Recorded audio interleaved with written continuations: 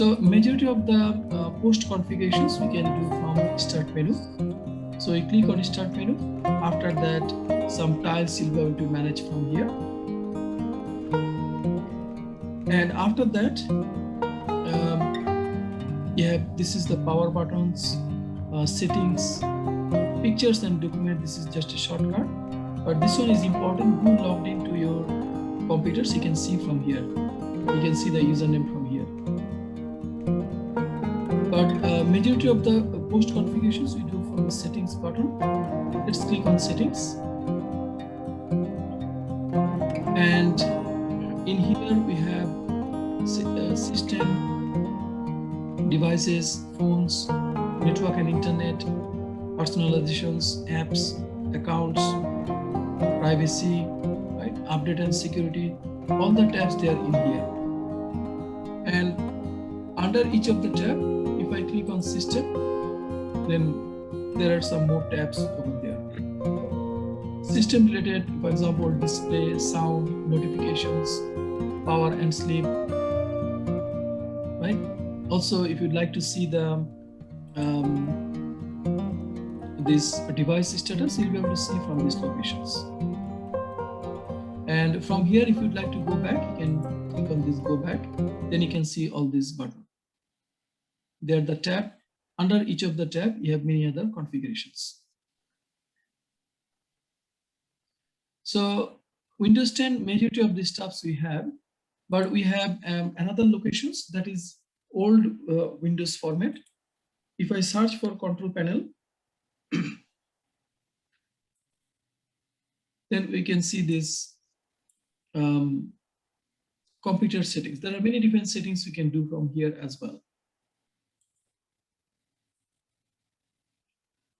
I can see, change the view as well. This is used to be with Windows 8.1 and Windows 7. Windows 7, we had this control panel, this tab. And under that, we have system and security, network and internet, hardware and sound, programs, all these systems. And if you'd like to go inside, if you click on system and security, then you can see Windows Defender Firewall, systems, file history, backup, BitLocker, and all these systems. So you don't need to go to control panel all the time. Majority of the configurations you will find under settings button in here.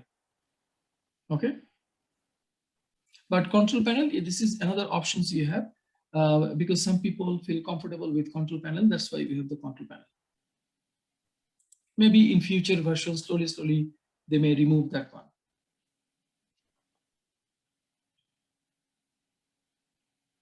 Now, another thing we have called action centers. So notifications and action centers we have. So this is this tab we are talking about. And you can add something, you can remove something. For example, you want to turn off the, turn it on, turn off. You can go to settings from there. It's kind of like a shortcuts we have in here. You can enable some functionalities such as Bluetooth. You can turn it on from here or off from here. Same like VPN and other tab you'll be able to use from here. But if you'd like to make any changes with these notifications, notifications will also pop up in here. See, there's many notifications. Some notifications I have in here,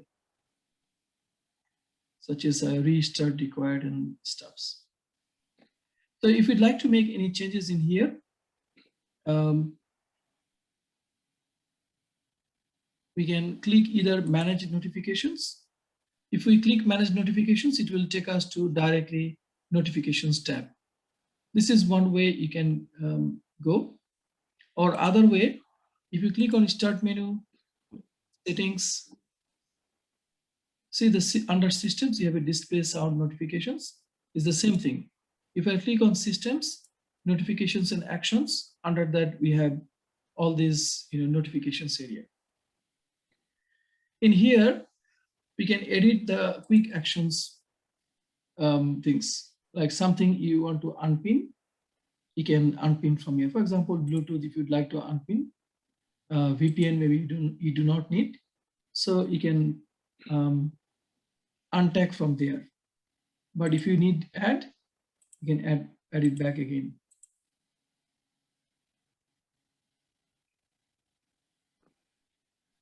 So this is the notifications you can organize.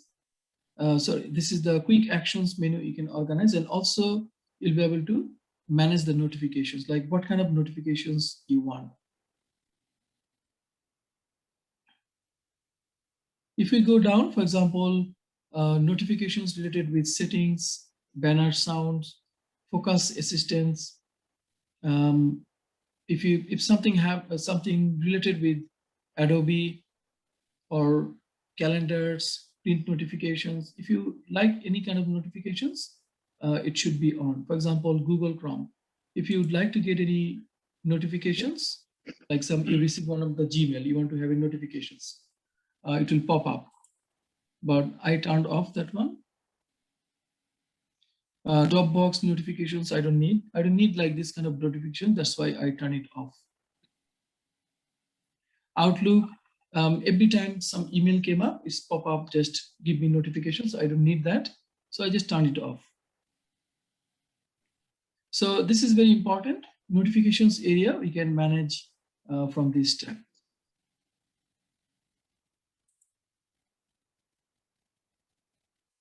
Configure Cortana. So Cortana is voice recognition systems. Basically, if you look for something, if you search for something, you can get this Cortana. But enterprise environment, mostly we turn it off. Yeah, this is the Cortana apps. Yeah, so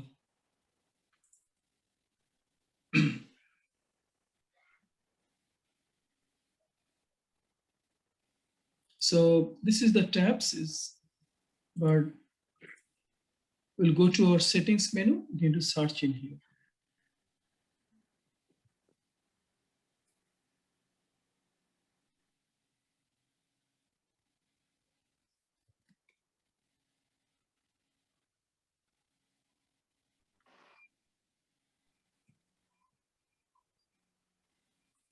There's nothing come up as Cortana. Talk to Cortana. Okay. Talk to.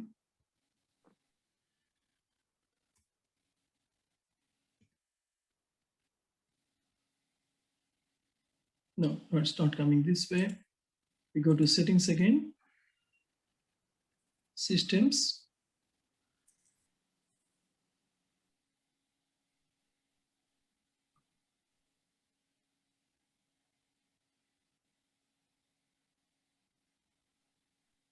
So sometimes this information get changed as well, because Microsoft, they update the stuffs frequently.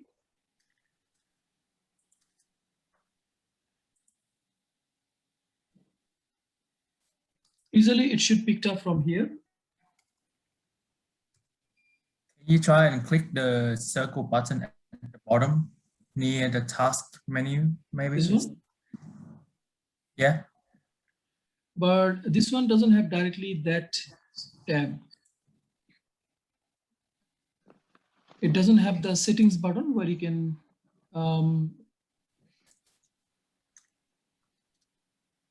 so maybe we'll look at this one. Yes. Yeah, they changed these steps a bit. This is under ease of access. Turn on speech, because my one is off. That's why maybe it's not. Welcome to speech recognitions. So if I click headphone, desktop, microphone, that's fine. Next. Next. Hello. Peter dictates to his computers. He perfects it to. He prefers it to typing, and particularly prefers it to pen and paper. No. Enable document preview. use manual activations.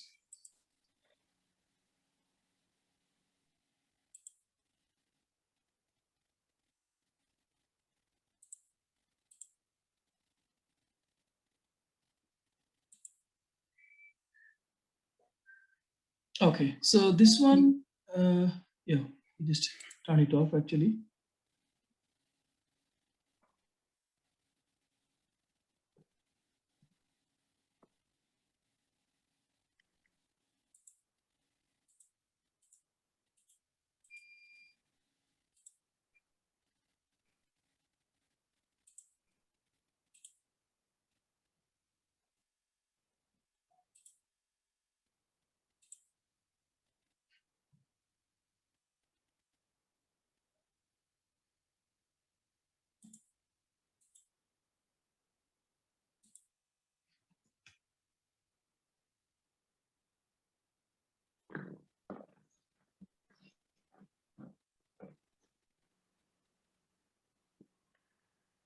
So it came under speech.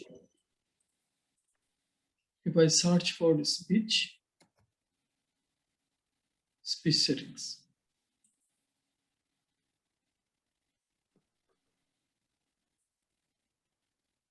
Language.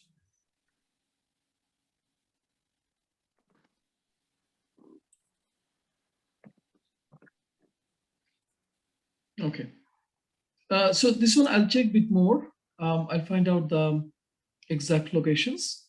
But in a way, you can manage through the voice because this is the voice recognition stuff is related with the speech. So yeah, so it's time and language is actually under that. Set the time automatically, set the time zone automatically.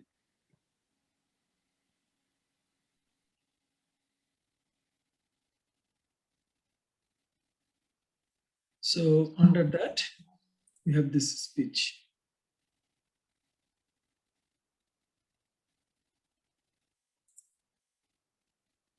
You can change the voice stuffs from here as well. But main thing is with this, under this one, there's a button with that. Usually we can turn it off this one. Hey Cortana, this one is a voice recognition systems from here. You need to sign in, you can talk. But enterprise environment, mostly we do not need this one.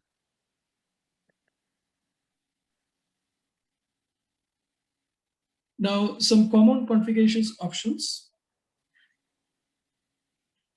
such as settings app, control panel, power plans, display options, mobile device, Windows 10 privacy.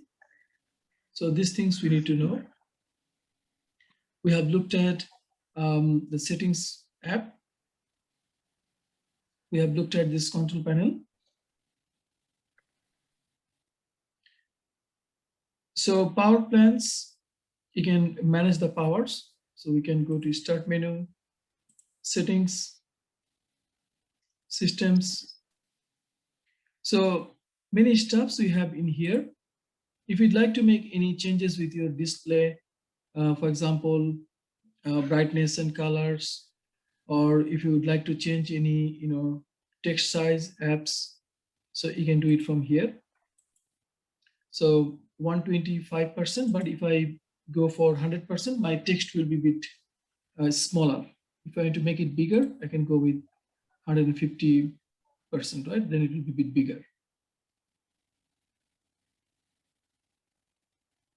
Right, so my all text size has been changed now, but I'm okay with the normal one, 125.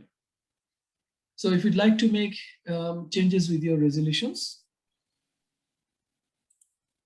recommended one will be there because this computer supports these resolutions, but if you want to configure different resolutions, then you can choose from here as well. And many different scenario display orientations, we can have landscape or portrait. So portrait will be like that. Oh.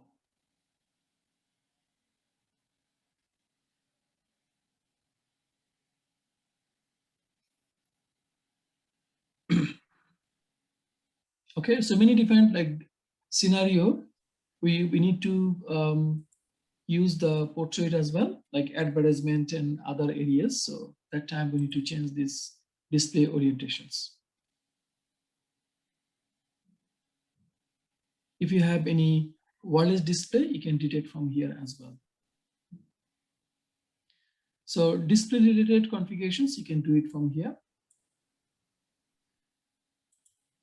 Sound related, any sound related, select the microphones.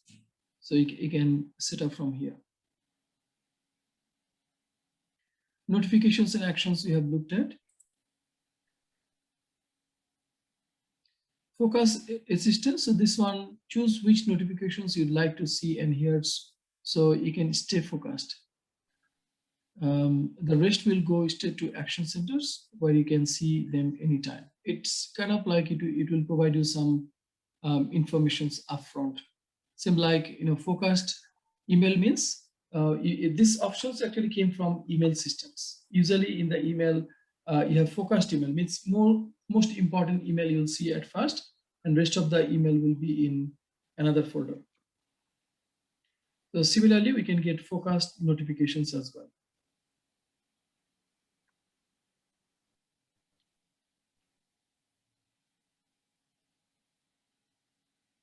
And there are some other timing you can set up. But some of the stuff related with mobiles and tablets as well.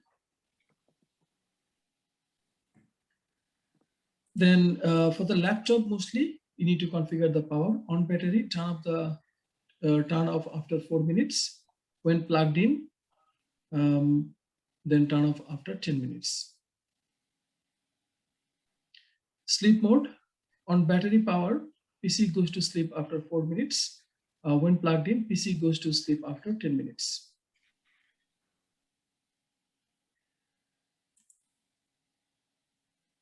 Battery, you can just monitor from here and see the battery status.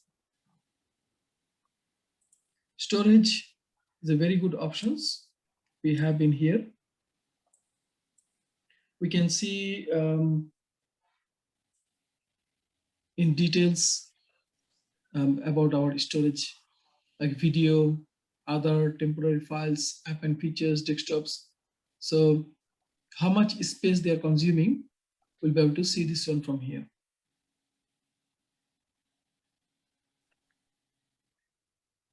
Then there's a tablet mode, multitasking. There are some other options we have. Remote desktop is one of the important one. Enable remote desktop, so it's turned off at the moment because I don't want to remote desktop to my device. But server side or many different contexts, maybe you need to turn it on. Remote desktop means if someone want to access resources from here, then we need a remote desktop. And about this is we have looked at yesterday as well. We can see the device status, device specifications, Windows operating systems related informations. We can see from here.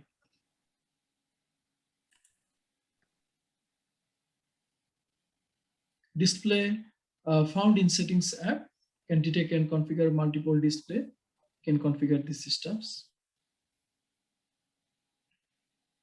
Options for mobile devices includes laptops and notebooks, tablets, Windows 10 mobile, tablets. Settings app, display, power, tablet mode. This kind of stuffs we can configure. Action centers, we have a quick actions. This is the quick actions button.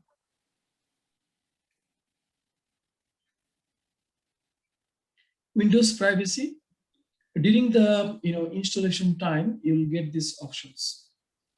For security purposes, we can turn off all the options: locations, speech recognitions, diagnostics, relevant ads. We don't need any of these stuffs. So usually security reasons, we turn it off. But in case if you need to turn it on, we have the options under settings menu. So if I go to settings, this is the privacy options. See, privacy options, everything is off. So if you'd like to turn it back on, you can turn it on. This is the security steps.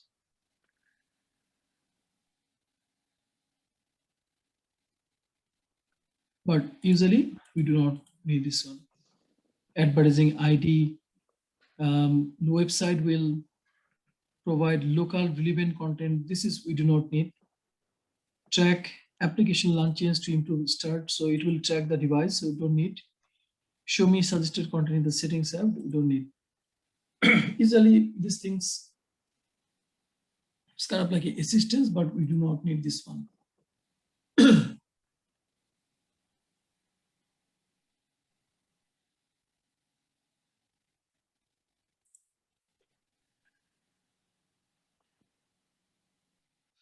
So these sort of things you are looking at in the exam. Last exam I have looked at, you need to do some lab as well. Okay, they'll give you the small virtual machines over there, and they will have some questions like configure these systems, configure that one, right? Configure the power settings, configure some update settings, configure some notification settings, enable some privacy options. So those kind of lab will be in the exam as well. Okay. So how to navigate these things we need to know as well.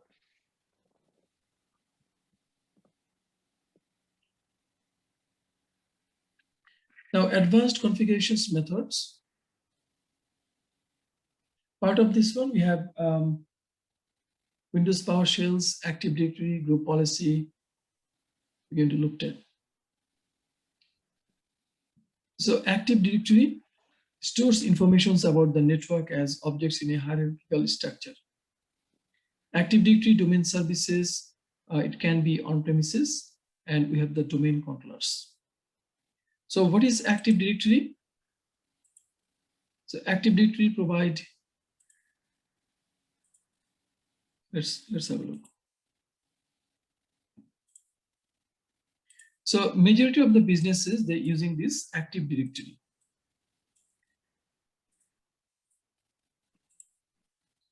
So Active Directory is one of the servers, and this is Windows servers. Inside the Windows servers, we can configure this Active Directory. So Active Directory main job is it's provide authentications. You can create users, you can manage computers, you can manage groups, right? You can manage organizational unit. You can manage group policy. Group policy is not part of the Active Directory, but that's another server features. But mostly authentications, login management, managing users, computers, groups, organizational unit. We using this Active Directory. Is a directory services. You can create a user. For example, you create a user called Bob, and in your network, you may have multiple PC. So all the PC, they need to be part of your domain. So domain means an area. For example, this is one of the domain. This domain name is a kind of like a company name, like abc.local. That's how we need to write down the domain. So under this is the name of the company. Under this company, you have the servers, Active Directory servers, and we have many different clients. So all the client will be part of the domain network. So you must have to have a switch in here, and that's how all the devices will be connected. So with Active Directory, you're managing all the PC, all the device you are managing from there. So when you create a user, only that user will be able to log in over there. Then with the Active Directory, you'll be able to see the computer's details, like which computer is part of your domain. You'll be able to see those systems.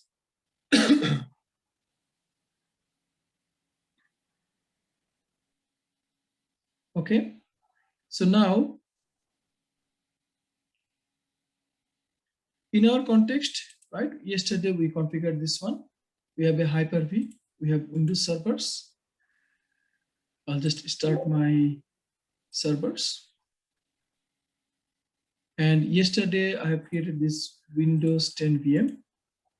I'll start that one as well.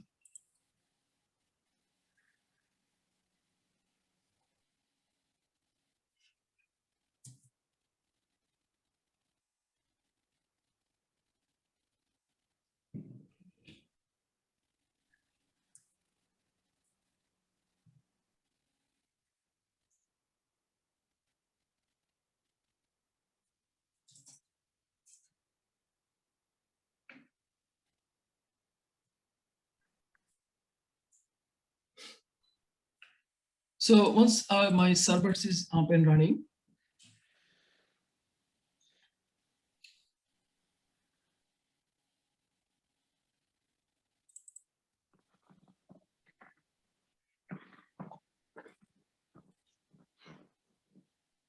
so please open your TeamViewer. I'll give you the access as well.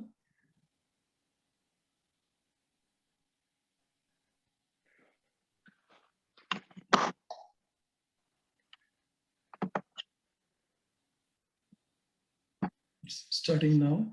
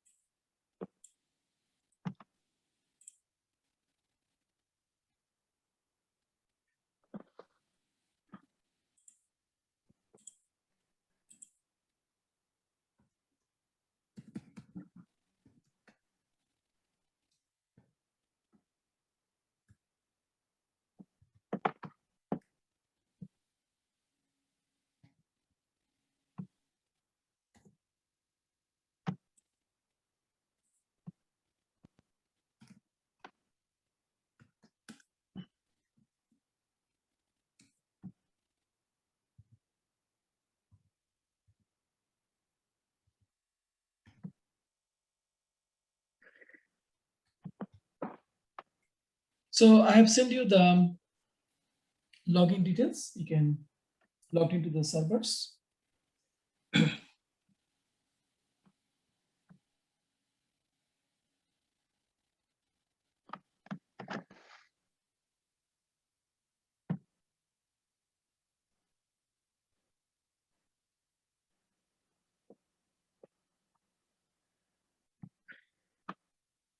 Okay, so once you're logged in, then you'll see these two servers. I'll minimize this one. Windows servers. So if I click here, I can see these Windows servers in here. So if I click on this button, I'll get the login informations.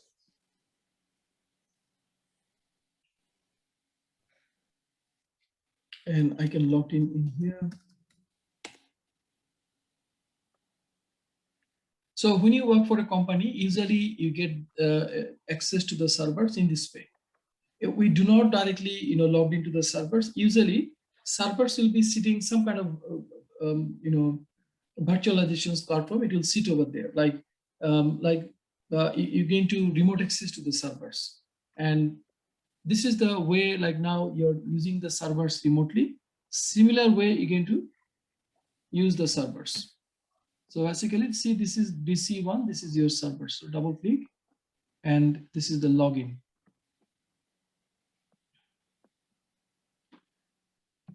It's a bit slow at the moment. Yeah, so, the password, capital RATUTE 999. That is the password.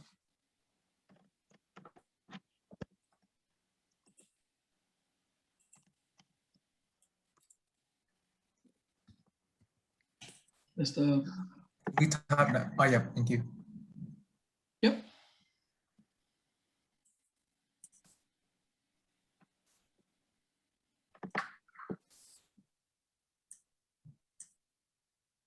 Yes. Oh, my one is very, very slow.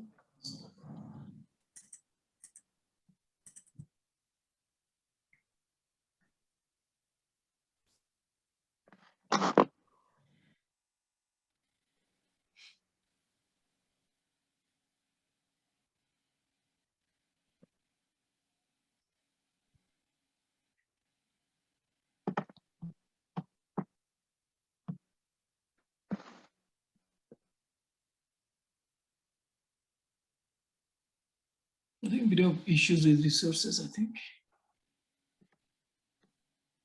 Arching.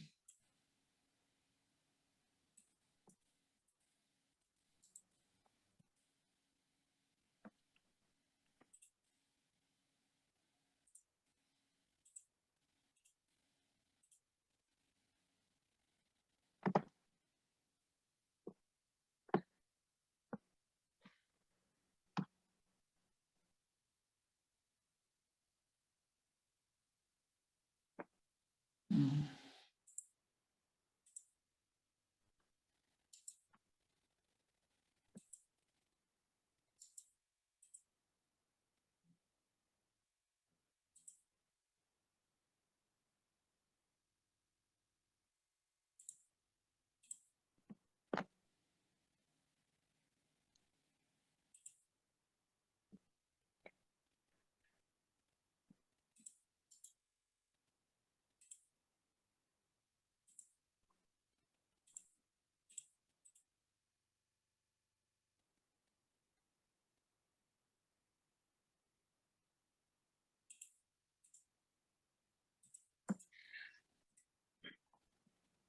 Okay, once it's ready, then we're going to look at a few things over there. Mine is a bit slow, but Active Directory is the authentication servers. We have usually when you work for a company, they will have these Active Directory domain services. With that, you'll be able to manage the users and computers, all the systems. But these days we have Azure Active Directory as well. Similar to on-premises, in the cloud, we have this cloud-based Active Directory services. So that means you do not need any infrastructures. You can simply go to website and log in, and over there you will have this Azure Directory services. You can use both services together. For example,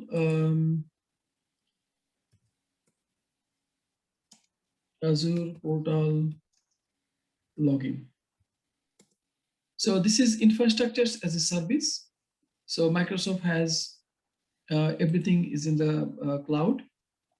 This is the cloud directory services we have.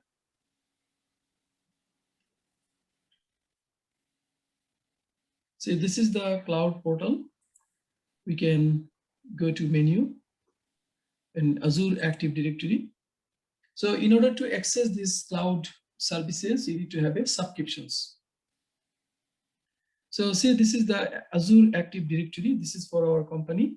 We have users, groups, and devices. That's kind of like a computers.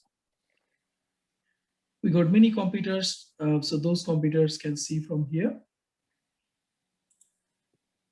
We have some users, right? We have some groups. This is the groups, right? So all these steps we have in the cloud. So that means same thing we are looking at in here. This is on premises.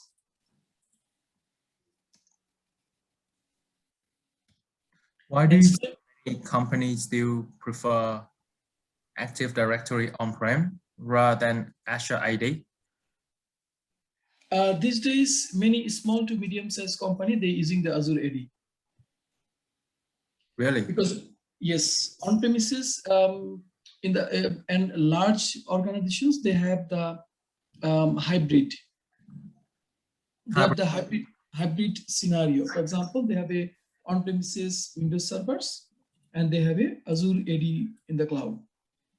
So this is, I mean, so you said that so many people or so many companies, they are so many small and medium companies, they are approaching the Azure Active Directory.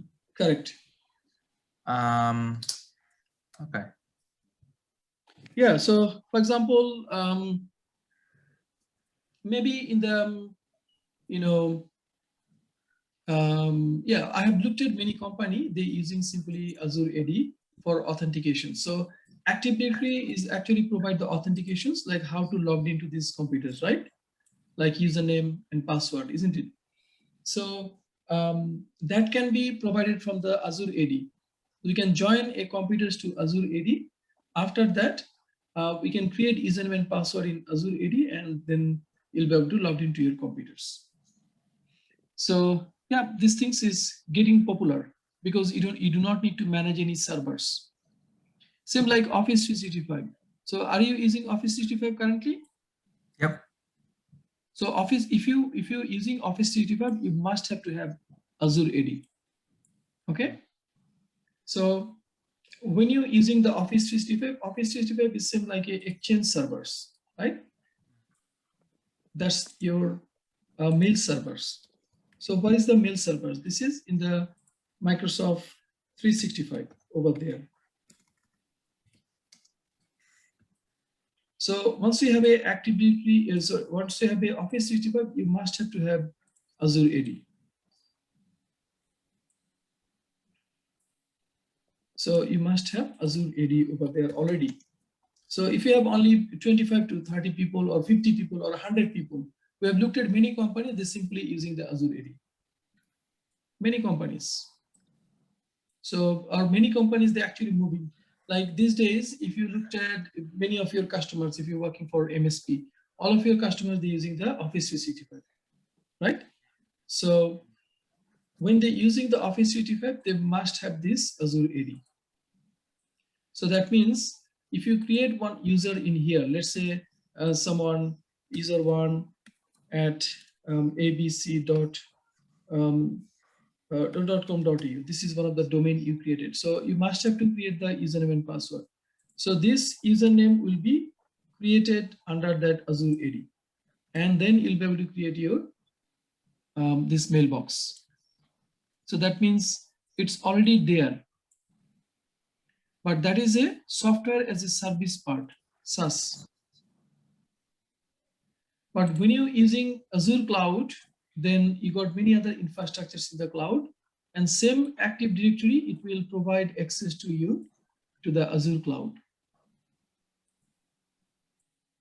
It will provide you access to the Azure Cloud over there.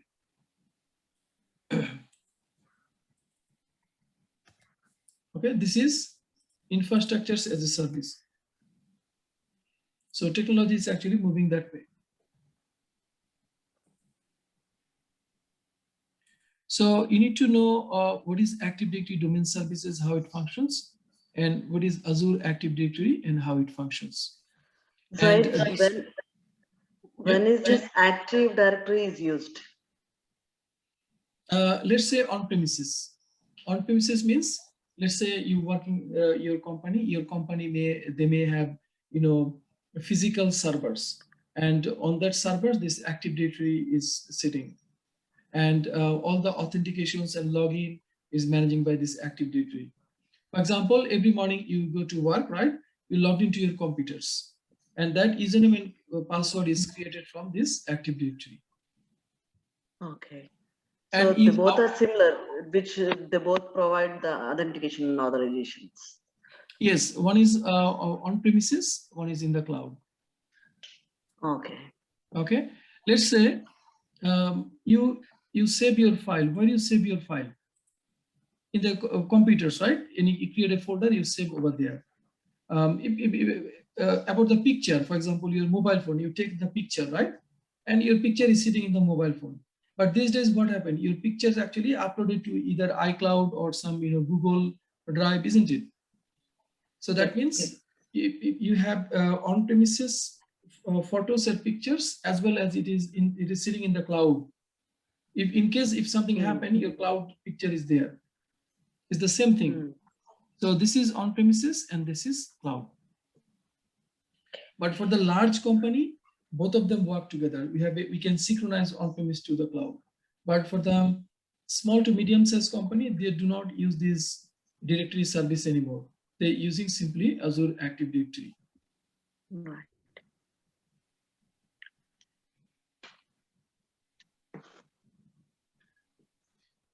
Group policy, method for applying settings to clients and servers. Part of this one, we have users, computers, and under that we have user settings, computer settings, and group policy management console and settings and preference. So what is a group policy? Group policy means in the company network, we manage many things. For example, we want to say many different network features, many different security features, computer settings, user settings, we can control with this group policy. So group policy is one of the features from servers, Windows servers. For example, in your company, you'd like to, you'd like to have 10 characters of password for everyone, okay? So you can configure password policy. Account lockout policy, update policy. So many things you can do, many different policy you can set up. So all the policy you can apply to two places, one for users or like computers, right? In the company, what do you need to manage? You need to manage either users or computers or both. So with group policy, you can create the policy and then you can manage these stuffs, and you can create this policy and apply those policy to users or computers.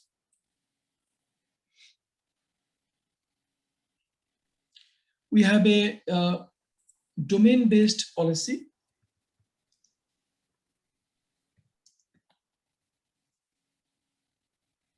Domain-based group policy. And also we have local policy. Local policy means, let's say I have only one computer, right? I can, I can configure some policy for my own computers, okay? So if I say group policy, and I can see the edit group policy. See, this is a local group policy. So we can do some configurations for my computers. Also, we can create some policy for my user account, software settings, Windows settings, administrative templates, and so on.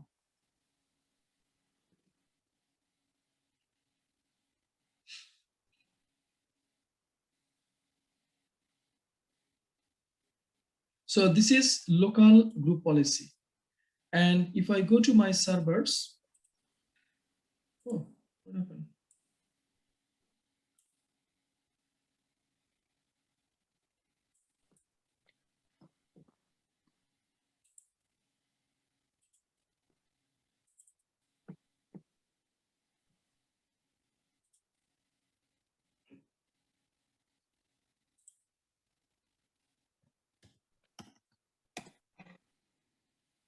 So this is my servers.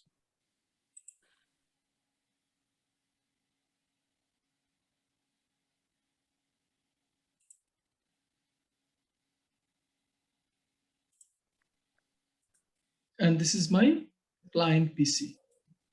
So if I go to my servers, let's say if I go to tools, I can see Active Directory users and computers.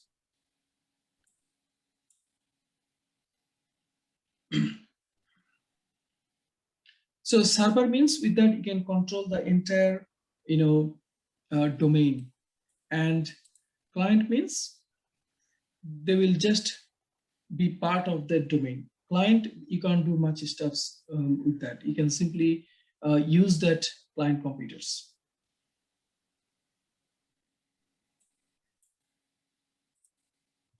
Okay, so group policy is another features from the server. So if I go to tools, I can see the group policy. Usually the computer where we have Active Directory domain service, we have this group policy. You can see many different kind of policy.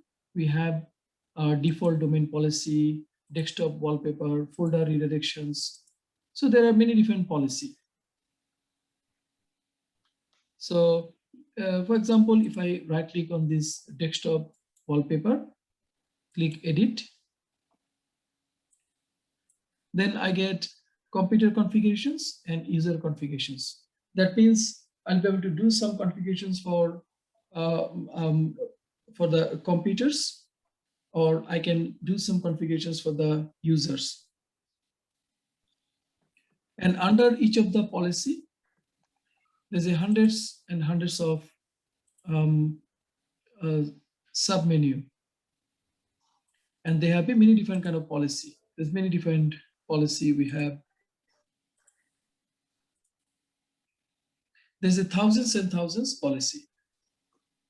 So sometimes we need to configure this one. This is more on group policy configurations and management. This is more on system admin task. But you need to know these stuffs like how it functions in the company.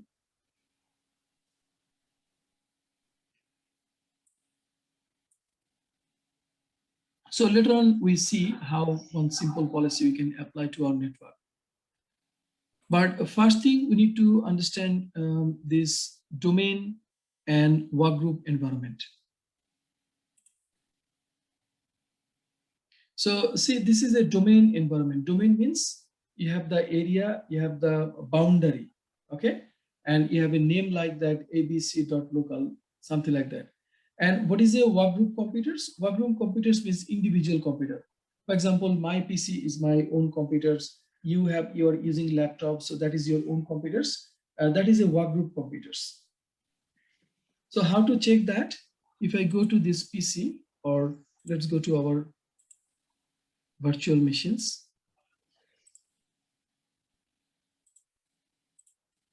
So if I go to a few different way, you can check, but let's check in only one way. If I go to my file explorer, so there's this PC, right click on this PC, and we'll go to properties. See, it's saying that this is a domain computers. Domain name is abc.local. But if I go to my Windows 10 machines, I'll go to File Explorer, this PC, right click in here, properties. And if I go down, there's a advanced, rename this PC advanced settings, advanced system settings.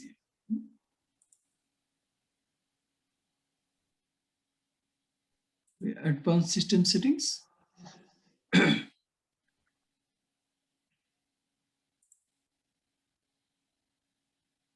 So from here, you can see that it is a workgroup computers, right? This is not part of the domain. This is a workgroup computers. Workgroup means stand-alone computers, and domain computer means this computer will be part of your entire boundary. So we're going to learn how to join a computer to domain. At first, we need to assign the IP address. Let's say if I go to this servers, if I go to local servers, I have the IP address in here, 192.168.10.1, right? If I go to my PC, I'm going to assign IP address to the Windows 10 computers. So a few different ways you can do. But this one, see, it's got internet connections, but I want to be part of my domain network, so I want to assign IP address. I'll go to Ethernet, network and sharing center, Ethernet adapters, go to properties, then Internet Protocol version 4, properties. I'm going to assign IP address. So it will be 192.168, let's say 10.5. And then I have the mask. And what is the DNS? So this Windows servers IP address, this Windows servers, we have the DNS IP. See, DNS is also 192.168.10.1. So our DNS servers is 192.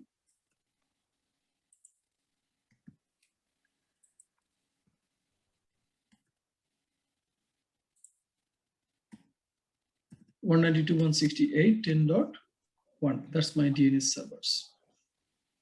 Default gateway is usually the router IP. We do not have any routers in here, so we do not have to put any default gateway. Click OK, close. Now they are part of the same subnet. And I believe that they are both connected with the same switch. So before checking any other things, I'll check the network connectivity. So I'll right click on my Windows 10 virtual machines, and actually I have to go to command prompt. So I'll just search for command prompt. This is the command prompt. I'll ping the server's IP, which is 10.1, and I'll check whether it's working or not. See, it's working. So that means my Windows 10 VM is communicating with my servers. After that, I'll join these Windows 10 computers to domain. So I'll click in here, this PC, right click in here, go to properties.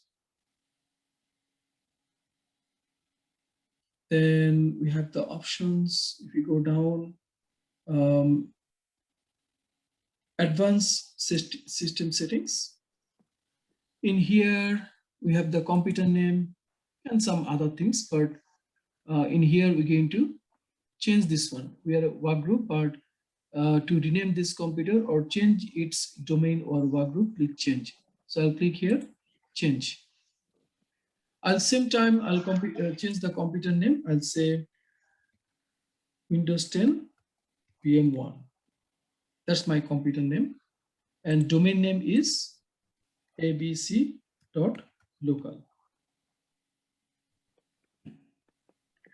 After that, I click OK.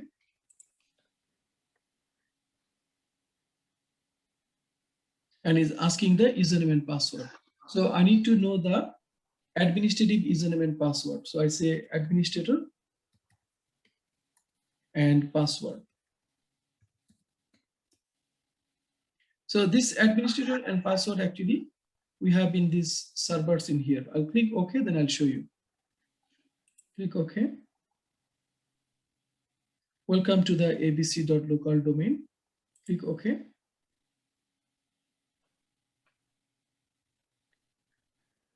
It's saying something about DNS error, but that's okay. Click OK. You must restart your computers. Okay. Close this one. Restart now. So it's restarting now. Now this is my servers. I'm in server managers at the moment. I click on local servers. This is the computer name and my domain name. And I will open that Active Directory users and computers. And under users, see, this is the administrator's default account. So I have actually used this account and password in here.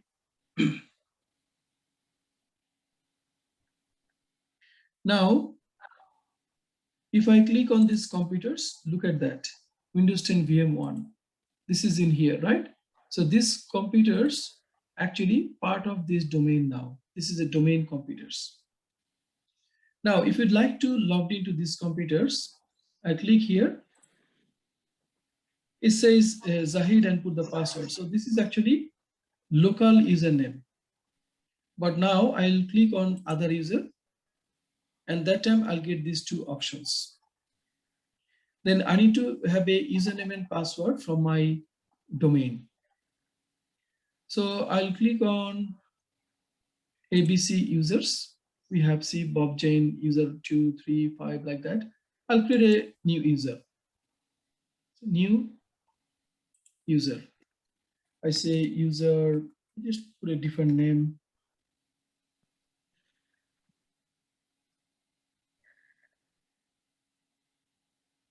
So I just say, oops, that's gone, okay. Any user I'll create. So this is Milan. So I just say Milan. Milan.abc.local, click next. So this is actually the user logon name, right? Milan@abc.local, or you need to say abc/Milan. So that means when I go here, my login will be abc/Milan, like that. After that, if I click next, password will be capital RUTE999. And I don't want to change the password again. I just say practice purposes. Password never expires. Click next and finish. So if I go here now, ABC is the domain name /Milan. Password is, we have just created the password over there, so I can log in now. Okay, username and password have some problem. I'll try again.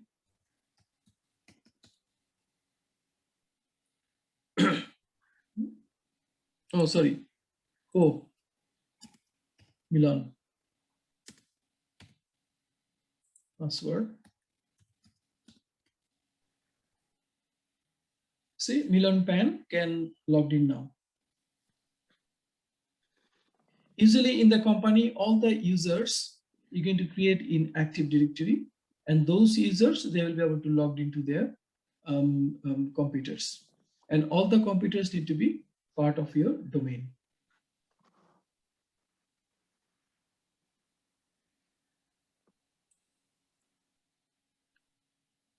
And usually, a desktop support environment, people will have, user issues. They can't log into the computers. They forgot their password, or they don't know what is their login name. So those kind of things can happen, or they forgot the password. Their account has been locked.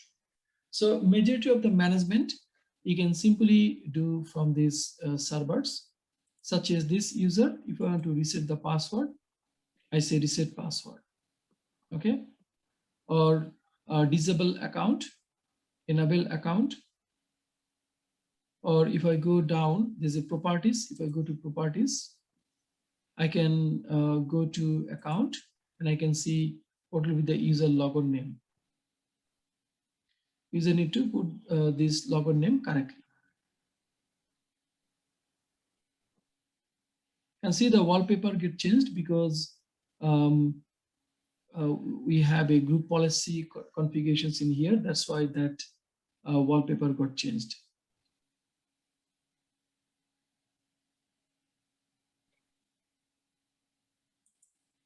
So users and user properties you can configure. So how to work with group policy? So this is the desktop wallpaper we configured before. We edit, we may change this picture.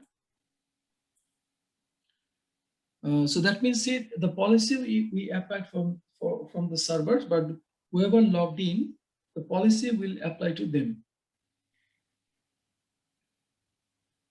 So if I go to policies, Windows settings.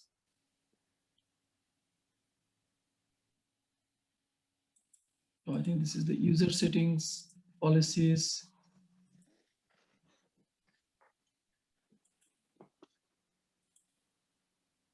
Yeah, under that. See user settings, policies, administrative templates, desktop, and this is the desktop wallpaper.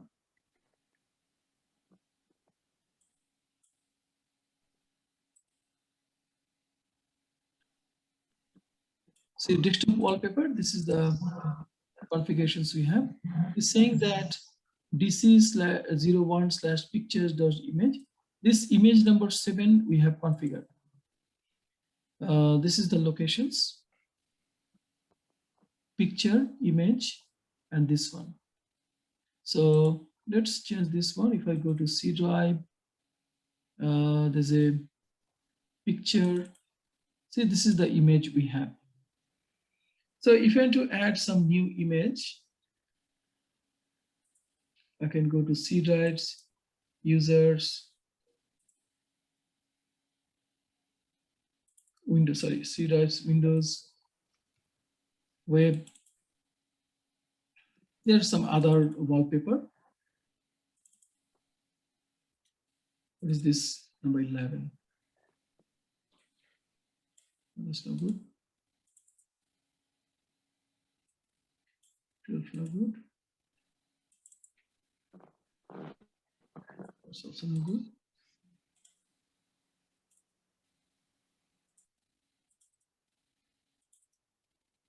Yeah, maybe this one. But that's actually Windows pictures.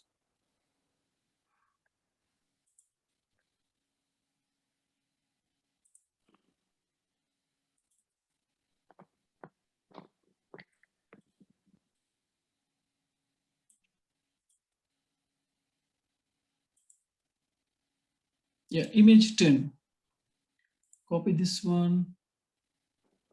Go back to C drive, picture.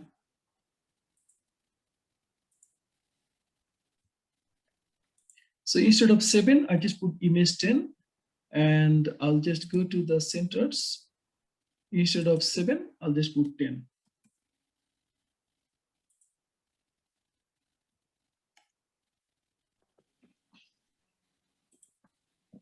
So when I make these changes, so these settings will apply to all the users in our network, okay?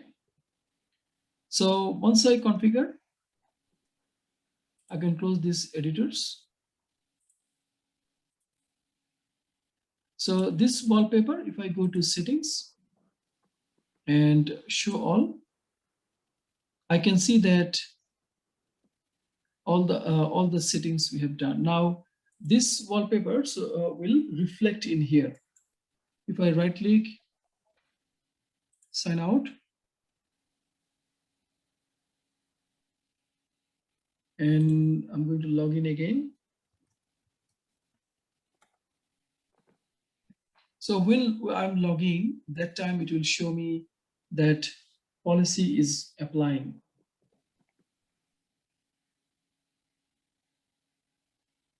Look at that. Straightway, that wallpaper has been changed. So I actually make changes in my servers, but in my entire network, whoever logged in, so their desktop wallpaper will change. So that is the things can be done with group policy. So group policy is very strong mechanism. Many staffs will be able to manage with group policy.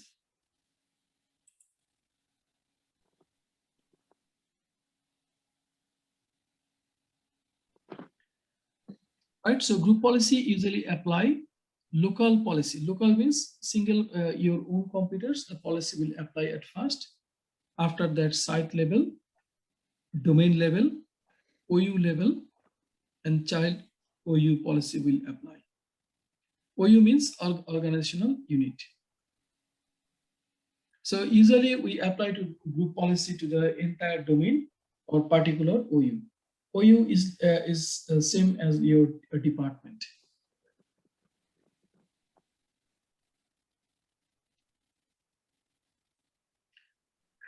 So another thing, we have Windows PowerShell. So PowerShell is one of the tools we can use, similar to command prompt, but we have more features in PowerShell. And Microsoft is building this language, and they are actually inputting many stuffs over there. So this is a PowerShell window. Same like we can do ipconfig. With that, we can see the details, IP address details. This is my IP address details, but with the PowerShell, I can say get dash IPNet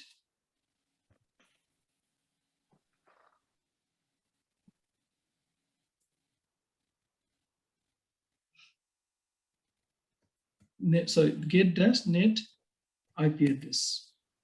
So we'd like to see the IP address. So it will show me pretty similar things. See, it's showing me the IP address as well. So get dash net IP address. But there are many other commands. If I want to see the details, commands and stuff, I can say get dash help space net IP address.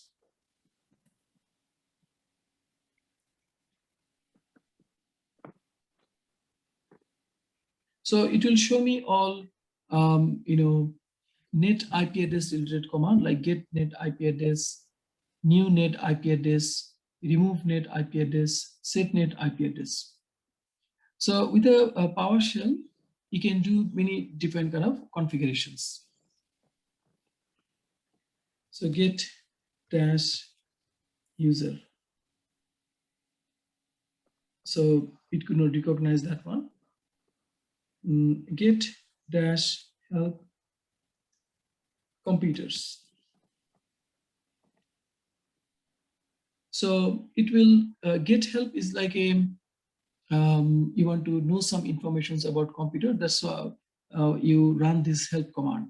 Get dash help, it will show you the computer information such as add computers, checkpoint computers, enable computer, get computer info.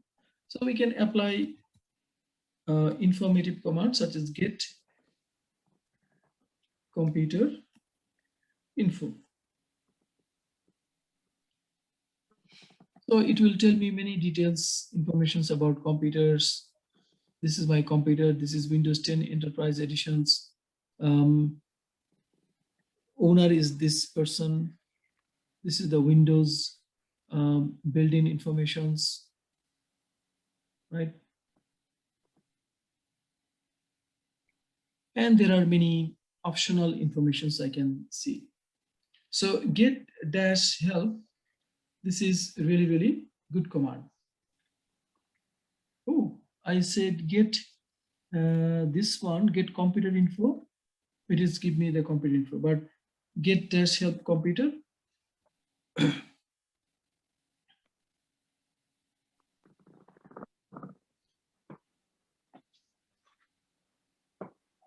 Now let's say I want to know some information about services, right? Get dash services. Service means many different services running in the background in our computers. We can see those informations, like look at that.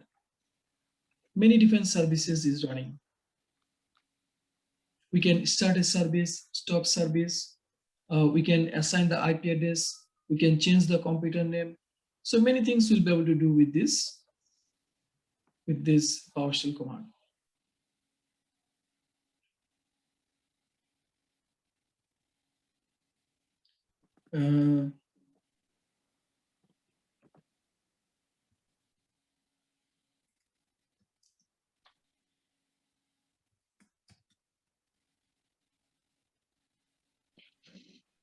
Yeah, rename computers. So get dash help. I can say rename dash computer and dash examples. It can show me how to change a computer name. So If I want to rename my computer, I can say rename dash computer dash new name server 044 dash domain credentials. This is the, you need to have a domain username and password, and then they can restart. Or you can use this one as well. You can put the current name and new name as well. So let's say if I'd like to change my computer name for this Windows 10 client. So I can go over there. I can search for PowerShell. This is the PowerShell command. So PowerShell, you need to get used to with this PowerShell command. Nobody knows all the commands. You can't remember all the commands, but you need to use some techniques. In this way, you can slowly you can use this PowerShell command. I'll say this is a new computer, so it doesn't have any updates.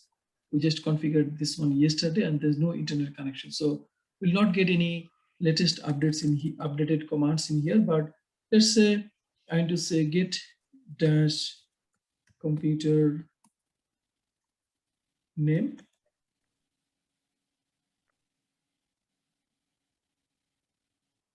or simply we can say host name. Host name is Windows 10-VM. So let's say I'd like to change this computer name. So I can say rename computer. See, I didn't type everything. I say rename and put tab. Tab will fill up the gap. Rename computer dash new name. New name, I want to make it my Win 10 VM1. So I just want to make some changes with the name. So need to have a inverted comma.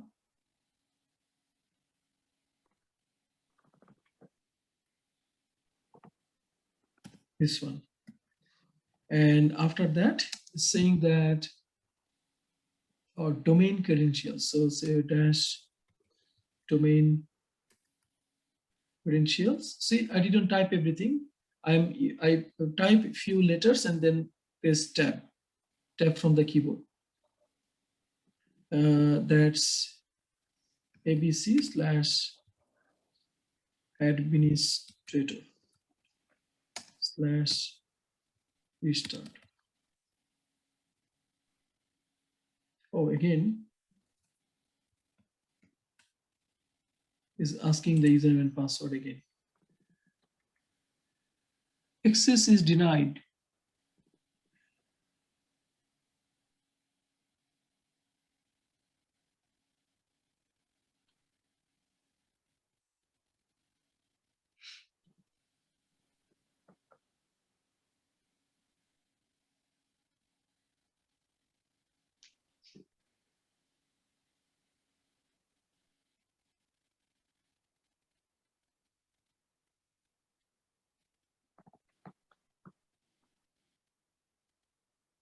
Fail to rename computer this one to this one due to the following exceptions. Access is denied.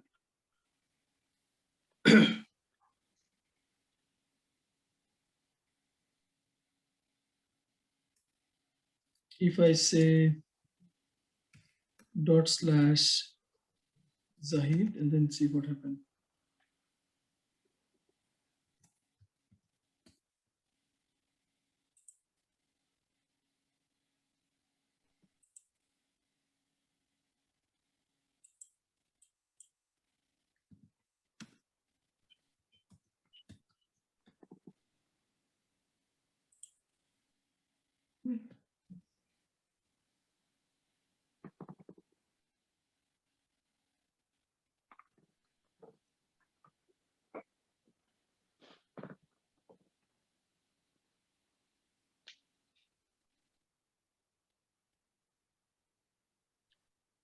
So it's just like having issues. Administrator. Okay,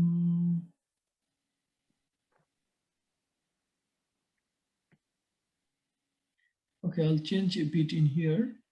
Rename a remote computers. I can actually do this one from the servers as well. But let's say local computer, rename that computer dash new name. This is new name. Computer dash new name. This is the new name. Domain credentials. Need to put username and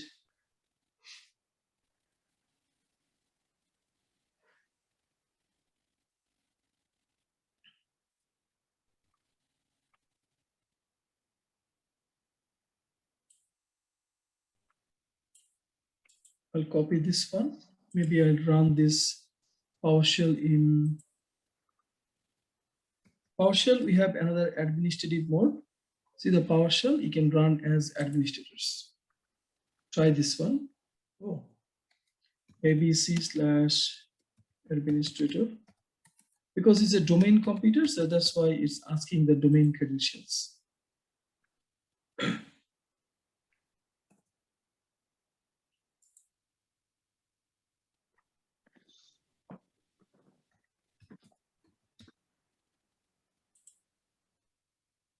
Look at that, straight away it's working.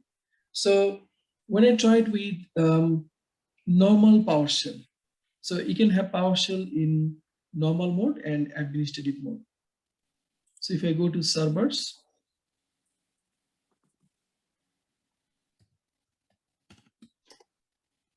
so if I want to run PowerShell, I can open Windows PowerShell or PowerShell with admin, right? PowerShell with admin, this is this one will let me do some more configurations. Okay, I can log in, and my computer name has been changed. Computer name means inside the computer's name will be new name. So PowerShell is a matter of get used to with. Now this section is going to talk about drivers and devices. So what is drivers, device managers and stuffs? So what is a device drivers? Device drivers enable interactions between the operating systems and hardware devices. It's hardware dependent, operating systems dependent. 32-bit drivers do not work with 64-bit Windows 10 and vice versa. So a driver is a software component which communicate with your operating systems and with your hardware. So in order to communicate hardware with your operating systems, we need to have some kind of drivers, software components. So if our computer is 32-bit processor, we need to have a 32 bits driver.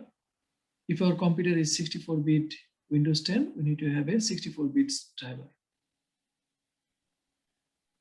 And device drivers that ships with my Windows 10 have a Microsoft Digital Signatures.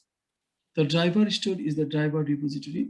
You install devices in 2 stages, staging and installations. Staging means adding driver package to the store, and installations from the stores when PNP detects device. So in our desktops, we have, or in our Windows 10 computers, we have a driver stores where all the drivers and stuffs will be there.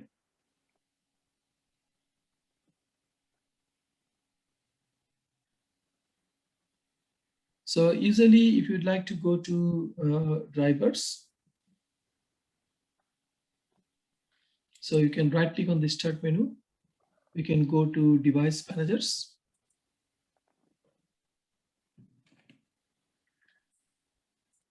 And let's say if you'd like to update any drivers, this is the display adapters.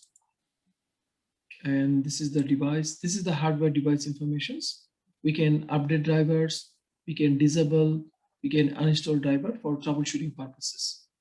Or if you'd like to see a bit more details, you can go to properties. We can see the driver name and locations. If I click on driver, who is the driver provider, their versions numbers, and digital signatures. Digital signatures means it's approved by Microsoft. This is the Intel graphics card, but it's approved by Microsoft. We have the driver details. We can update the drivers.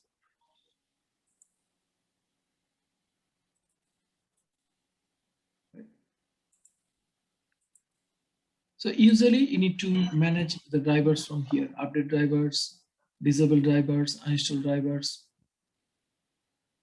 If you want to update the drivers, it will give you options, whether you want to update the driver automatically or you want to browse from your computer. So we have two options.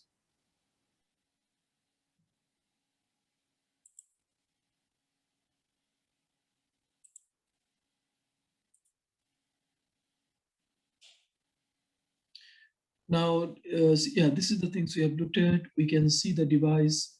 We can enable, disable. We can install, update, uninstall device drivers.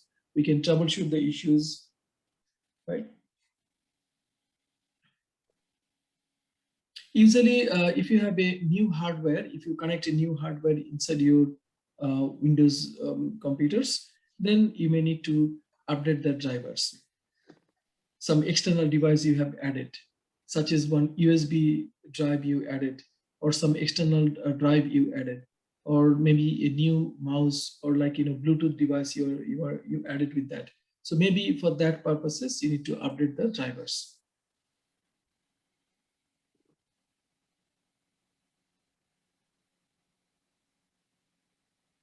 Now, other things we have in our network: printers, installing printers on clients, printing device.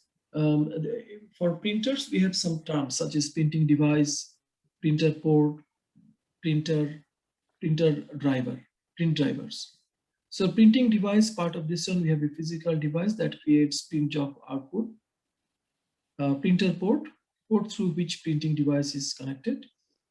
Printer, Windows 10 representations of printing device. And printer driver, so used for communicating with printing device and processing print jobs. Printing device is just actually the printer, actual printer.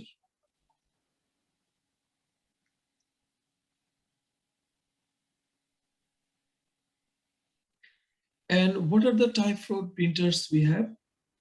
Type-4 printers means a single type-4 printer can support multiple devices.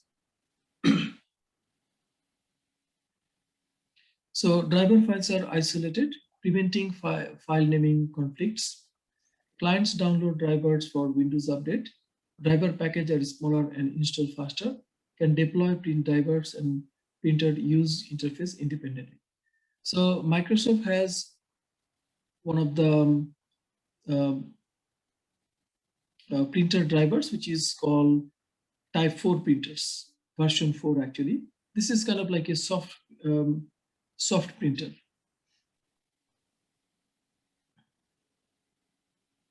Easily, when you try to print any documents, let's say I want to print this one.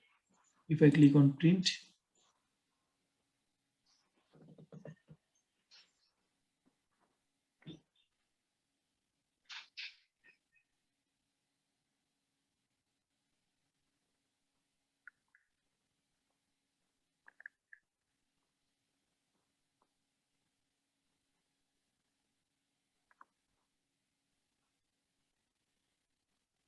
oh, it's a bit slow. So when I try to do some printing, that time I'll get some more options.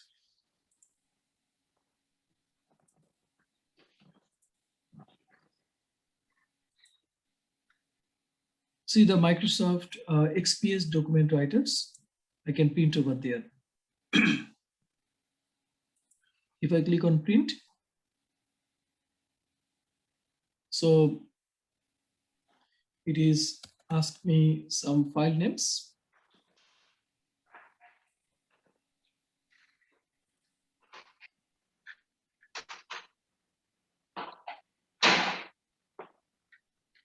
I can save that one here.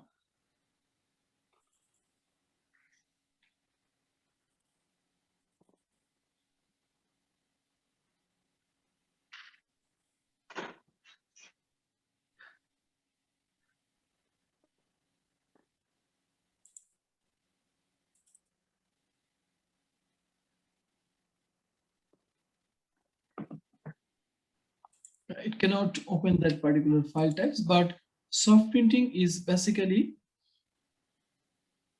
with that, you can send a specific types of printing you can do with this one.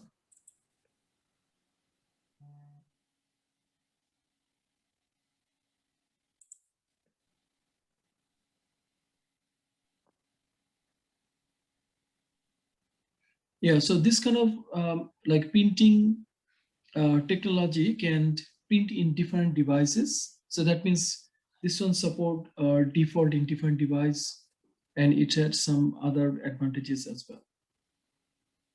But usually we do, this is just like for information, but usually we have the printers, we install the printers, and after that we manage the printers. So usually when you do any printing, that time we'll get all these printer options. Typical client-side printing tasks that you can manage, modifying printer properties, selecting default printer, viewing and managing the printer queue, pausing or resuming printers. So those kind of things you'll be able to do from the printer sites.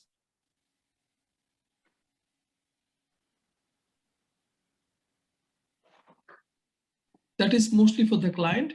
Usually we can right click in here and we can go to device and print management, but this things is not in here. So we can simply click on start menu. We can go to settings. We can go to see the devices and printers. So we can add printers and scanner in here. So such as I have some printers.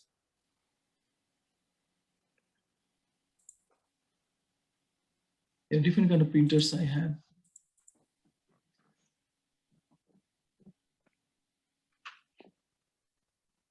But if you'd like to add any new printers, simply you need to add in here. And then if you have any shared printers in your network, those printers will pop up in here.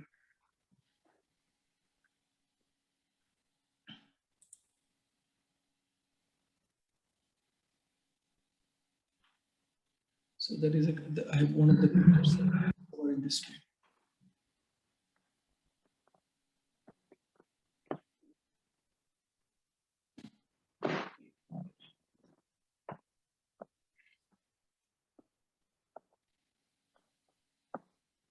Yeah, I can see one of the printers. But this is one method. You can add printers, you can check printers, but there's a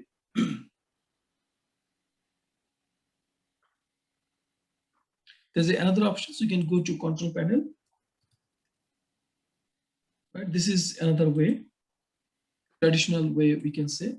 And under that we have hardware and sound. Go there, devices and printers, and we can see that what kind of drivers we have. So they are all actually printing device, and they're also like a driver software. So when you want to add a printer, so simply you can add a printers. So these are the icon for the printers, but actually we have the driver installed for all of these printers. So let's say if you'd like to see what is printing and stuff, so we can see what's printing. We can set this printer as a default printers. We can go to printer properties, printing preferences, and printer properties. Under the printer properties, we can see the IP address. This printer is not shared in the network. Which port? There's a default printer port. It's connected over there.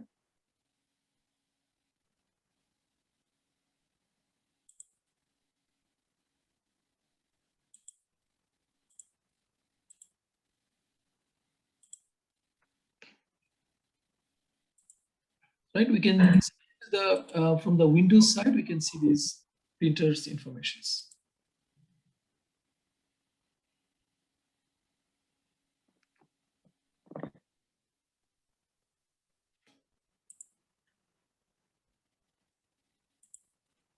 Now this is the client side. Another thing we have from the server side, print management manages print servers, add and delete printers, and add and manage drivers, manage print queues, and modify the printer status, create custom filters. So printer servers options we have in majority of the Windows 10 machines. That means print servers is kind of like a applications. We can use their services. So if I search for this one, print, what is the name? See, print servers. If I type this one,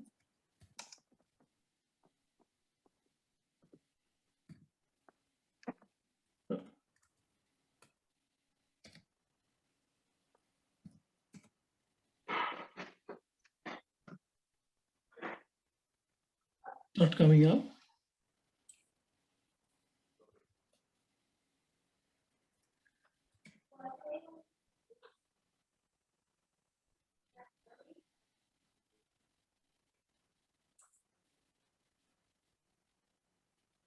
Print and document services, it's on internet printing client. This things is not a print and document services. Let me check.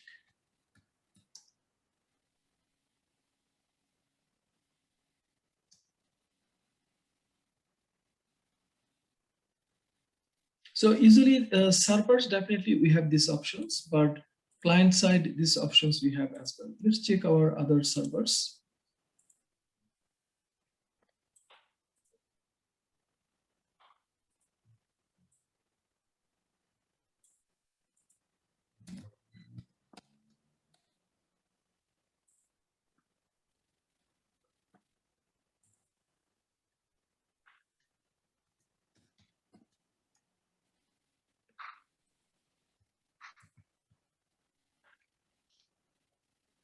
See the print management apps. Some reason I don't have this stuff, but this is the print management apps. With this one, the advantage is if you have multiple printers in your network, you can manage the printers, you can manage the drivers, you can update the drivers, those kind of things you'll be able to do. And you'll be able to share the drivers from here. So this is the default Microsoft printers we have. And this is the default drivers we have.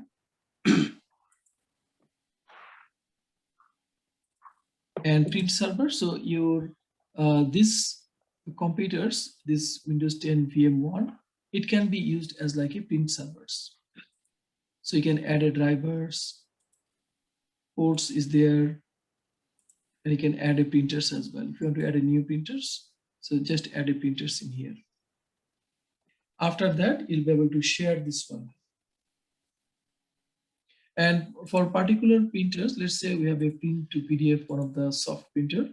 From the server side, you'll be able to control that one. You can pause printing, you can open printer queue, right? So if you have multiple printers located inside your network, from these print servers, you'll be able to manage these options. You'll be able to manage those printers, who can access. If someone need a driver, you can share the driver from here. You'll be able to see the print queue and stuff like that. So these are the advantages we have with this print management apps.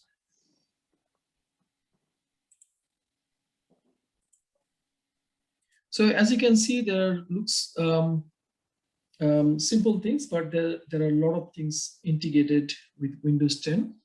When you come to support customers that time, small things and many different stuffs you need to configure.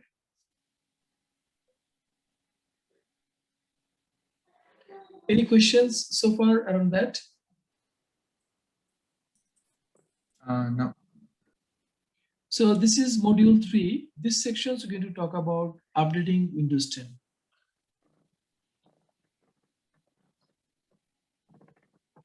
So we're going to discuss Windows servicing model and updating Windows.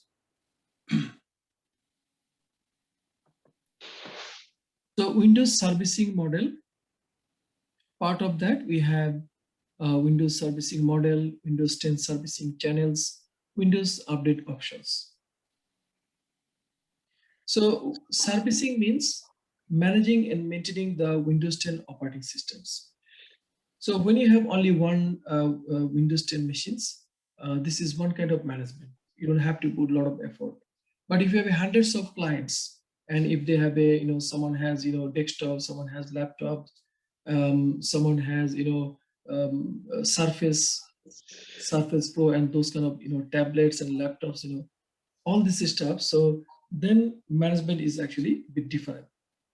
And when you're talking about servicing model, servicing means we managing the updates.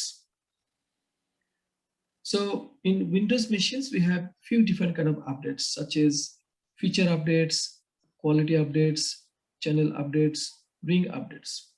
So these are the updates we have, and we need to manage these updates. So if you work system admin around that areas, you need to manage these updates for the network. So what is the feature updates? A new Windows 10 release that contains additional feature and capabilities released 2 to 3 times per year. Feature update means something new things came up. So those things will be available every 2 to 3 times in 1 year. Quality updates. In Windows 10, rather than receiving several updates each month and trying to figure out which one your company needs and which one causing platform fragmentations, administrators will see one cumulative monthly update that supersedes the previous month's update, containing both security and non-security fixes. Quality updates, simply you can say monthly updates. Every month you'll get some quality updates, and that quality updates will take precedence. If you have any other quality updates a month ago, so the top of that updates, these quality updates will be in place. That may contain security and non-security updates. That means monthly, every month we'll get these updates. Then channel. Windows Servicing Channel is one of the 3 choices: Windows Insider, Semi-Annual Channel, and Long-Term Servicing Channel. So channel allows customers to designate how frequently their individual devices are updated. Channel means the way your update will happen, which way you'll get the updates. This is the 3 different way you'll get the updates. Another kind of servicing model we have, that is called ring. So these are simply a method by which to separate machines into a deployment timeline. The Windows servicing rings are preview, targeted, broad, and critical.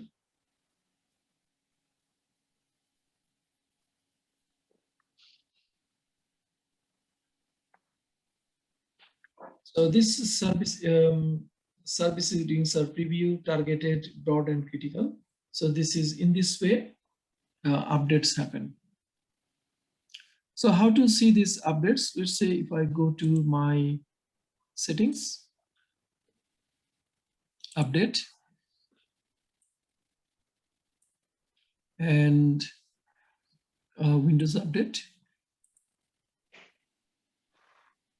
In Windows Update, we have some options in here. If I have actually stopped that update,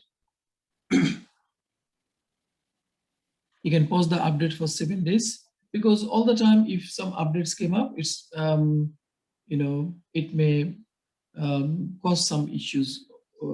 It may make some issues as well. So that's why we don't want to get the update all the time. That's why I paused for 7 days. And what time update will happen? Change the active hours. You can change from here. Let's say current active hours 6 a.m. to 9 p.m. So set active hours to let us know when you typically use your device. So these times update will not happen. If you'd like to make any changes, you can change from here. So active hours means that time update will not happen. You can view the update history. See the quality updates. Quality update means every month we get this kind of updates. But if you take one updates, it will supersede the old one.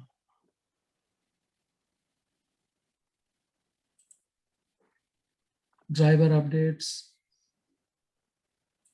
definition updates. Definitions update means many different security informations will be updated under Windows Defender.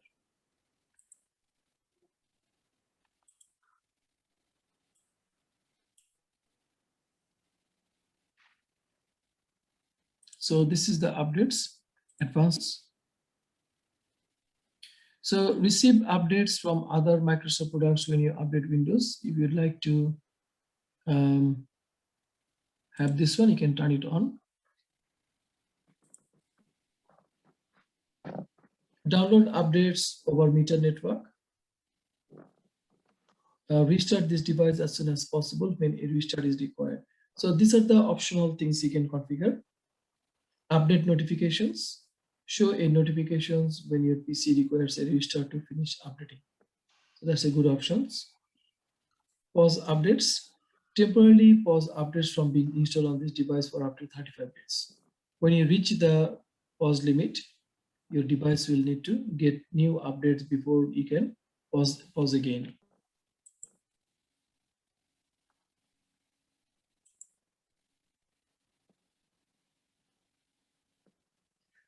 Other options, delivery optimizations. Delivery optimizations provides you Windows and store app updates and other Microsoft products quickly and reliably. Allow downloads from other PC. Optimizations means how better way you can save the bandwidth and you can update your device. Allow downloads from other PC. If you enable that options, that means in the local network, one PC will get the updates. Check the other PC. If they find any new updates, automatically they will update that one. You can select this one. In this way, you can save a bit of network bandwidth. Or else you can save, you can take this one. So PCs on my local network and PCs on the internet. From in this way, we can get the updates as well.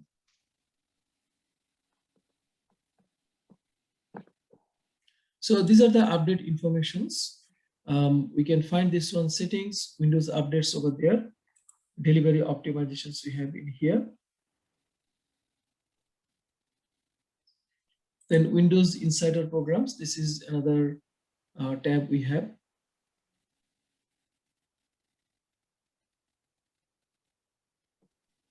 So this is, you can be part of this Insider Programs.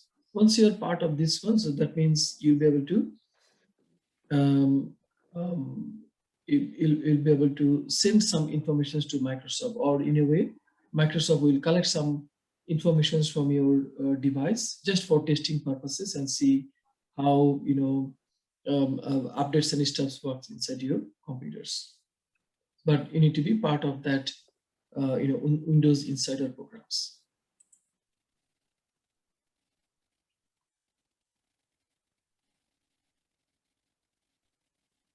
So these are the options we have, but last time I have looked at, you get questions around that, how to change the active hours. They'll give you some particular hours you need to update in Windows 10 machines. There was one of the lab questions around that.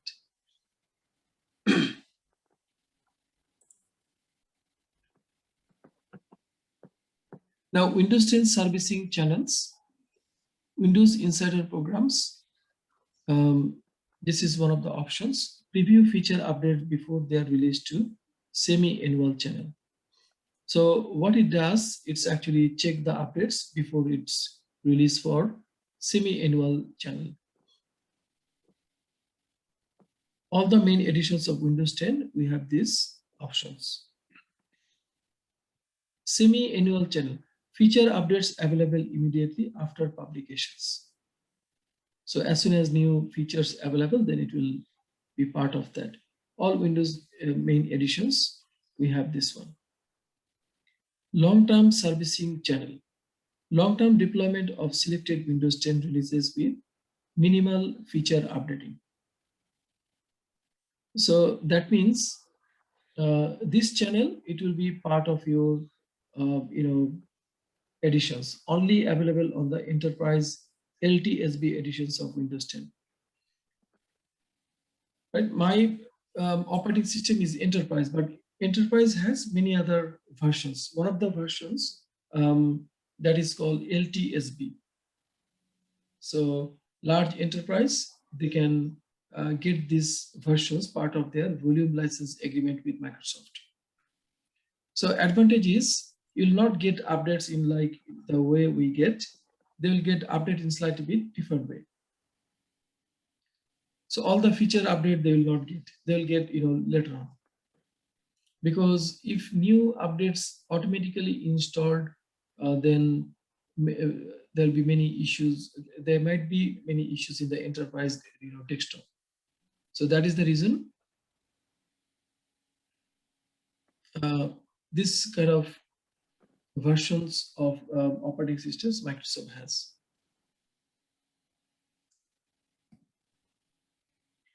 So update options, servicing tools, we have a Windows updates. Can updates be deferred? Yes. Ability to approve updates? No. Because it's default features, it will be updated automatically. You have this delivery optimizations options. It doesn't have any other features. Windows update for business can be, so can updates be deferred? Yes. Ability to update updates? No. This one available, and with group policy, you can deploy this one. WSUS, this is Windows Servers Update Services. With the WSUS, this is the server features. With that, you'll be able to deploy updates. You can approve updates, right? And you have some features like branch cache is one of the features we have. So with that features, the device will get the updates, and delivery optimizations is also available. So upstream, downstream server scalability. So WSUS is like, let's say you have a few hundreds of device. All the device need a updates. Those kind of scenario, we need this WSUS. So this is one of the Windows servers features. Microsoft Intune, this is, you can defer with these tools, you can defer the updates. You can approve the updates. Delivery optimizations, that means one device can get update from another device. It's a cloud-based management tools.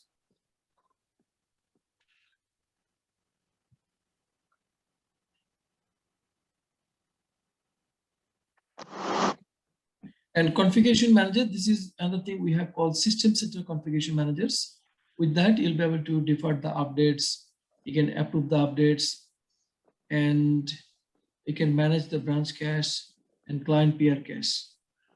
Distribution points, multiple deployment options. With that, you can update as well. So large enterprise, they're using this configuration management tools. But these days, many businesses, they're using Microsoft Intune.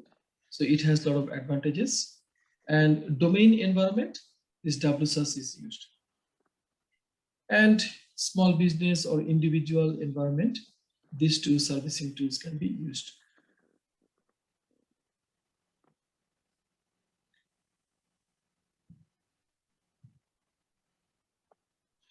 So that's how we update the Windows stuffs. We have looked at here. Choose when updates are installed. This one, let's have a look again. We go to update and security, advanced options.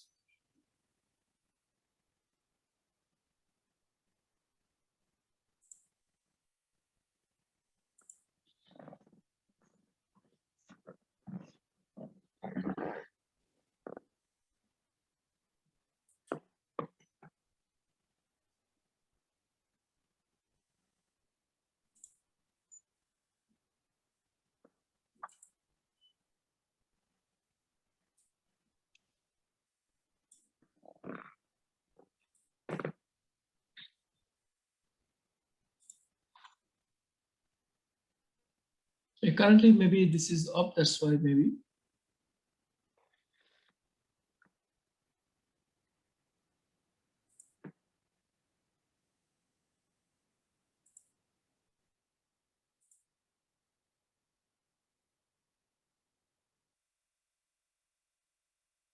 Yeah, but these are options how you want to get the updates. This is, you can see from here. So under the advanced options, choose how updates are installed. Yeah, it should have. Let's have a look our virtual machines.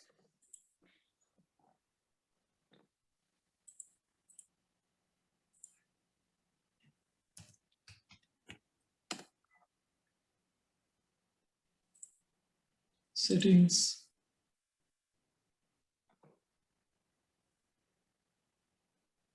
Update and security.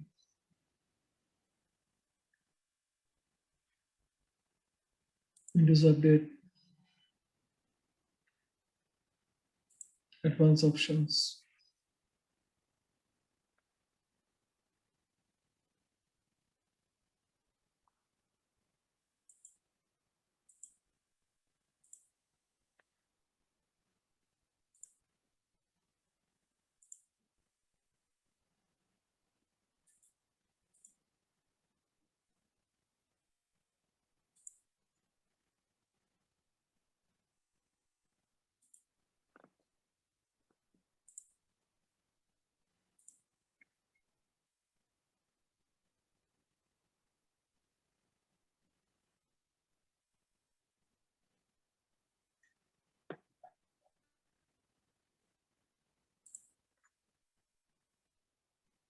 Yeah, so some of the options is off at the moment. That's why you are not seeing those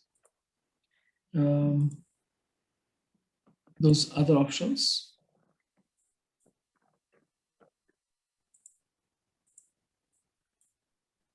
That's okay. So that's a small feature. So that's also can be updated. So how we're going to get the updates? You can select as well. So WSUS servers, it's deploy the updates. Let's say this is the Microsoft site and you download the updates. And this is the WSUS servers. With that servers, you can control the updates. Like you want to deploy the updates to the test clients and see whether it's working properly or not. If there's no issues found over there, then you can deploy to the other devices in your network. So always update need to test and then you can deploy. So what kind of issues can happen? Let's say suddenly you get some updates inside your computers. After that, it may affect your applications. Maybe some of the things is enabled or disabled, then your that applications will not work properly. So those kind of things happen. That's why always update need to test in the test computers, then should deploy to the productions environment.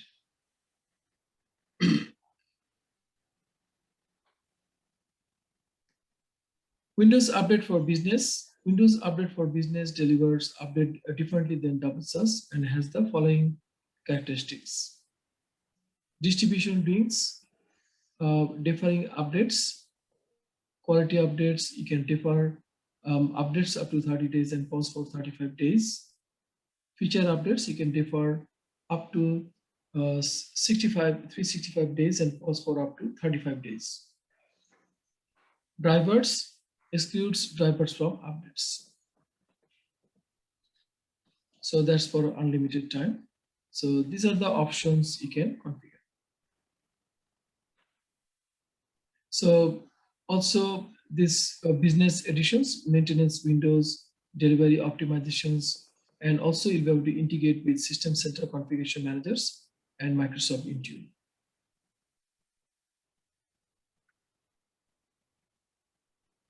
So this is another kind of options we have is this Windows Update for Business related with your operating systems. Like mine one is Windows 10 Enterprise, but that enterprise it has multiple versions as well.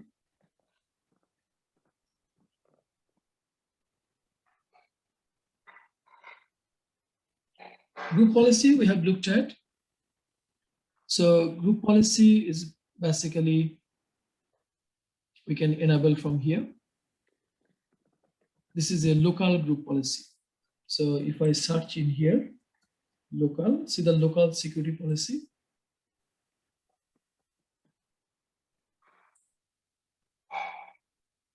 Yeah, this is one of the local security policy we have. And another one we have edit group policy.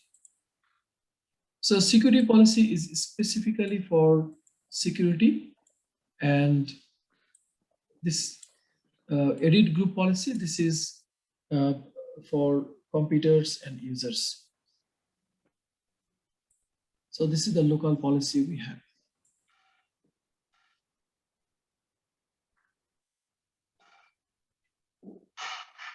But this group policy depends on the version. Sometimes if you have a Windows 10 Home editions, you'll not get these features. You'll not be able to do some configurations over there. So this group policy editors is part of the operating systems editions as well.